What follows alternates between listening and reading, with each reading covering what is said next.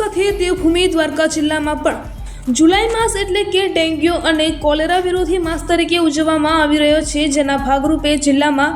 ઠેક ઠેકાણે આરોગ્યલક્ષી કાર્યક્રમ કરવામાં આવી રહ્યા છે। 1 જુલાઈથી 31 જુલાઈ સુધી સમગ્ર રાજ્ય અને દેશમાં ડેન્ગ્યુ અને કોલેરા વિરોધી માસ તરીકે ઉજવવામાં આવે છે, જેના ભાગરૂપે આરોગ્ય વિભાગ દ્વારા ઠેક ઠેકાણે આરોગ્યલક્ષી જાગૃતતાના કાર્યક્રમો કરવામાં આવી રહ્યા છે। સાથે જ હાલ વરસાદની સિઝન હોય, જેના કારણે પાણીજન્ય તેમજ મચ્છરજન્ય રોગોની ઉત્પત્તિ વધી હોય છે, ત્યારે આરોગ્ય વિભાગ દ્વારા સ્લમ વિસ્તાર તેમજ સ્કૂલ, આંગણવાડી કેન્દ્ર સહિતના વિસ્તારોમાં આરોગ્યની ટીમ દ્વારા ડોર ટુ ડોર સર્વે હાથ ધરી મચ્છરની ઉત્પત્તિના સ્થાન પર કાબૂ મેળવવા તેમજ પાણીમાં જે પૂરા થતા હોય છે તેને નષ્ટ કરવા માટે ક્લોરીન તેમજ આરોગ્યલક્ષી દવાઓનો છંટકાવ કરવાની કામગીરી હાલ હાથ ધરવામાં આવી છે,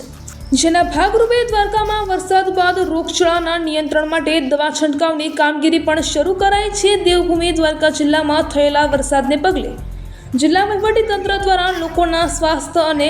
સ્વચ્છતાની તકેદારી લઈને વરસાદ બાદ રોગચાળાના નિયંત્રણની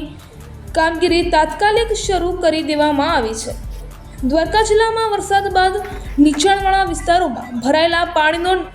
યોગ્ય નિકાલ કરવાની કામગીરી તંત્ર દ્વારા કરવામાં આવી રહી છે, તેમજ વરસાદી વાતાવરણમાં રોગચાળો ન ફેલાય તે માટે મચ્છર નિયંત્રણ દવાઓનો છંટકાવ પણ શરૂ કરવામાં આવ્યો છે। Doctor Nisha Parmar, medical officer, urban Khambhalia. 1 જુલાઈથી 31 ઓગસ્ટ સુધી ડેન્ગ્યુ માસની ઉજવણી કરવામાં આવે છે, જેમાં મચ્છર દ્વારા ફેલાતા રોગો જેવા કે ડેન્ગ્યુ અને ચિકનગુનિયા, પાણી દ્વારા ફેલાતા રોગો જેવા કે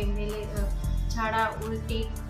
કોલેરા, કમળો જેવા રોગો થવાની શક્યતા આ ઋતુમાં વધારે રહે છે। તેથી